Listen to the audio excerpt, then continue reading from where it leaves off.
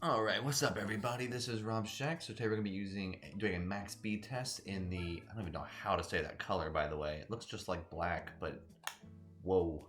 This is a Volkswagen Karmann Ghia Coupe Type 1 from '68, one of the classic cars under Volkswagen, which is probably why they gave it to me, because I wasn't gonna win it any other way. It's not for sale. So we're gonna use this thing.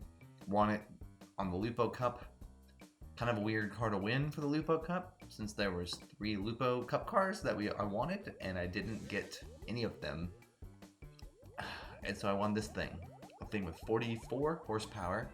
It's one more than what it was in the dealer, so thanks for that, Polyphony. I'm just kidding, I like this. I'm gonna try to, as I've been saying in these playthrough, if you've been watching this for a while, I'm gonna try to use every single car that I win for something, in something, yeah. So, what was I gonna look at when I went over here? I was gonna check something out. What was I gonna look at with this car? I was gonna see if there's another cup, if all 3 cup cars are available in the new dealership, because, oh, they literally are all here. Oh wait, no. No, there is one missing. Okay, so then where's the other one? Why didn't I win the third one? There's a third option. So that is a little bit weird that they didn't give me the... Oh, that's a Lupo GTI. Okay, well then never mind. I thought it was a Lupo Cup. I don't know what I was freaking thinking. Anyway, so I was looking at this car. That's what I was thinking of. The Lupo GT1 or GTI. Okay, well, I didn't win it. It's fine. Well then, it makes sense that they gave me this weird, obscure car that has nothing to do with Lupos as the winner, because I could have bought every other car and done that race and probably spent a little bit less money. It's okay. We had a good time with this one. So we'll do a max speed test of this car, see how it does. Hopefully it's not too slow enough to just drive really slow on a top speed situation here. First gear was only 20 miles an hour. It's not looking too great, so we'll see. Well, that third gear was a little bit better. Yeah, so I mean, again, I love this with GT4. The fact that they throw these like incredibly classic cars into the game is kind of awesome. Like, yes, spending, more money than I earned to get that Lupo Cup championship was kind of a pain. It's cool. It's cool to have a Volkswagen car from 1968 that honestly is doing all right. Getting up to 83, 4. It's getting up there in speed. Kind of impressed that with only 44 horsepower, untuned, all I did was the oil change. So it's going. It might break 100. It might break 100. I could see this car breaking 100, and that would be pretty impressive for a car from 1968 with under 50 horsepower, stock, going 100 miles an hour. Seems very efficient use of power. It's probably a very, very lightweight car if I had to guess.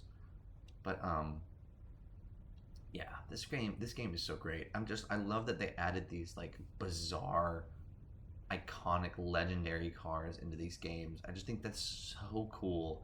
Like, Polyphony has always been good at adding like weird concept cars and cars that like don't really make sense. Even back to Gran Turismo 1 when they had like weird fictional racing modifications to cars that like were not a real thing. And then in GT2 they had all these weird like one make concept cars that like nobody ever sees again, like the Ford GT90 and the Chrysler Phaeton thing, and the Suzuki Cultus and the Toyota GT1 road car and the Venturi Atlantique and the Vector motors, and they just really nail it with this stuff. And then in GT3 they had all those like LM race cars that were just fictional, but they all looked so legit. And then here we are in 4 where they have all these weird zany Volkswagens from the 60s that look great and sound great and have only 40 horsepower but can almost break 100 miles an hour. I don't think this car's gonna get 100, by the way. Once it started to redline, I was like, yeah, this thing ain't getting there. Maybe it'll hit 96, maybe. But I can't see how fast it... You know how in GT3 you can actually see how fast your car is going somewhere on the screen? You can't do that in GT4, so your guess is as good as mine. But it looks like we're going to be sitting at 95. That's it. But still, what an impressive car. Okay, it's slowed down to 4. Why? Anyway, we got to 95, so hopefully it remembers that 95. If not, everybody saw that. So, this is the Volkswagen something. Name that was long, Type-1 68. Good car. Underratedly good car. I think I would like to use this car more. And wow, it totally forgot that I went 95. Really? You can't just see that? Okay. Well, it literally forgot that I went over 90. It went 95 miles an hour. So that's that game's strange max speed test situation. Nobody usually does the max speed test, but I am not like other people with stuff like that. So yeah. Next up, we'll figure out what we're going to do next. I don't know what we're going to do next. We have a lot of good options for... we have a lot of good options, honestly, for what we can do. We have the GTR, so we can do the GTR race. We have a Cougar, so we can do the classic American race. Have I used this RX-8? I think I did use the RX-8 already. Yes, I did. So... I wonder if I can use the Nismo 270R in the Sylvia race. I probably can do that. So there's the GTR race. There's the... Where is it? Where did it just go? No, the Nismo 270R. And then we have all these like weird zany cars that we can maybe use in other races. So... Oh yeah, we can use the Cougar as well. I'm kind of interested in doing all the one-make races as much as I can first. So, like, I'll probably do the GTR one next if I had to choose just right now. I'm going to take a little bit of time to think about that. But it seems like the next thing I'll do is probably the GTR race because I can, and I would be able to do the race of the red R emblem, and that would be awesome. But then there's also the Sylvia one. So we could do both of those. Get some extra cars. Are Nismos available at this thing? They are. Cool.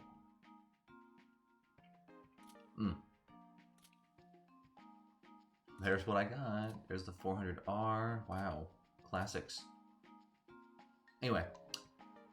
Yeah, so we'll probably focus on one-make races because it's nice to just kind of do all these like weird, wacky races on the side before we like actually start doing stuff.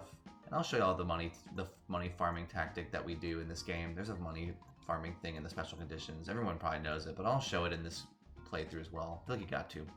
Anyway, there you go. Thanks for watching. We'll get it going.